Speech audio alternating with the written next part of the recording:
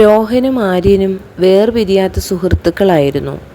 അവർ തങ്ങളുടെ ജീവിതത്തിലെ എല്ലാ രഹസ്യങ്ങളും പങ്കുവച്ചിരുന്നു. ഒരു ഞെട്ടിലെ രണ്ട് പൂക്കൾ പോലെ അവർ കാണപ്പെട്ടു. അവരുടെ സൗഹൃദം ആഴമുള്ളതായിരുന്നുവെങ്കിലും കാലത്തിൻ്റെ കുത്തൊഴുക്കിൽ സാഹചര്യങ്ങൾ മാറിമറിഞ്ഞു. രോഹൻ്റെ കുടുംബം സാമ്പത്തിക ബുദ്ധിമുട്ടുകൾ നേരിടുവാൻ ഇടയായി. അതേസമയം ആര്യൻ്റെ കുടുംബം സാമ്പത്തികമായി വളരെ അഭിവൃദ്ധി പ്രാപിച്ചു. അതിനാൽ ആര്യന് തൻ്റെ പ്രവർത്തന മേഖലയുമായി ബന്ധപ്പെട്ട് നിരവധി പുതിയ സുഹൃത്തുക്കൾ ഉണ്ടായി. രോഹൻ്റെ സാമ്പത്തിക ക്ലേശം കാരണം ആ സുഹൃത്ത് വലയത്തിൽ ഉൾപ്പെടാനായില്ല. ആര്യൻ സ്വയം അകന്നു തുടങ്ങിയപ്പോൾ രോഹൻ ഒറ്റപ്പെടുകയും വേദനിക്കുകയും ചെയ്തു. ഇതിനിടയിൽ ഒരു ദിവസം ആര്യന് രോഹനെക്കുറിച്ച് ഒരു തെറ്റിദ്ധാരണ ഉണ്ടാവുകയും അവർ തമ്മിൽ ചൂടേറിയ വാഗ്വാദം നടക്കുകയും ചെയ്തു. രോഹന് താൻ വഞ്ചിക്കപ്പെട്ടതായി തോന്നി. അങ്ങനെ അവരുടെ സൗഹൃദം അവസാനിച്ചു.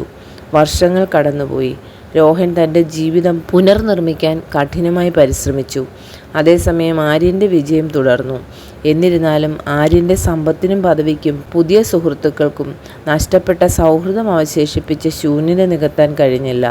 രോഹൻ്റെ കഠിനാധ്വാനം കാരണം അവൻ്റെ സാമ്പത്തിക പ്രതിസന്ധികൾക്ക് പരിഹാരമുണ്ടായി. എന്നാൽ ഇതിനോടകം ആര്യൻ്റെ തെറ്റിദ്ധാരണ മാറുവാനിടയാവുകയും തൻ്റെ തെറ്റുകൾ മനസ്സിലാക്കുകയും ചെയ്തു. തുടർന്ന് ആര്യൻ രോഹനെ സമീപിക്കാൻ ശ്രമിക്കുകയും ചെയ്തു. എന്നാൽ ഭൂതകാലത്തിൻ്റെ മുറിവുകൾ ആഴത്തിലുള്ളതായതിനാൽ രോഹന് ക്ഷമിക്കാൻ കഴിഞ്ഞില്ല. ഈ കഥ നമ്മുടെ തന്നെ കഥയല്ലേ? മാറുന്ന സാഹചര്യങ്ങളിൽ നമ്മുടെ സൗഹൃദങ്ങൾ എങ്ങനെ? നമ്മുടെ ഉറ്റ ചങ്ങാതിമാരുമായി മുൻപുണ്ടായിരുന്ന സൗഹൃദം ഇപ്പോഴും പുലർത്തുവാൻ നമുക്ക് സാധിക്കുന്നുണ്ടോ? പുതിയ സുഹൃത്തുക്കൾ ഉണ്ടാവാതിരിക്കാൻ നിവൃത്തിയില്ല. എന്നാൽ ആദ്യ സുഹൃത്തുക്കളെ അവഗണിക്കാമോ?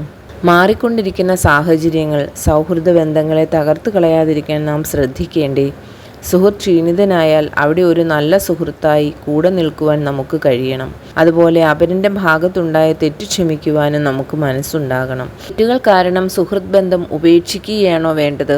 നഷ്ടപ്പെട്ട സ്നേഹവും വിശ്വാസവും പുനഃസ്ഥാപിക്കുവാൻ സാധിക്കുമ്പോഴാണ് യഥാർത്ഥ സുഹൃത്തിൻ്റെ മാഹാത്മ്യം വെളിപ്പെടുന്നത്. ജീവിതത്തിൽ എത്ര വെല്ലുവിളികൾ നേരിടേണ്ടി വന്നാലും സൗഹൃദങ്ങൾ നിലനിർത്തുന്നതിന് കഴിയേണ്ടതല്ലേ? തെറ്റിദ്ധാരണകളും അബദ്ധങ്ങളും ആരുടെയും ജീവിതത്തിൽ സംഭവിക്കാം.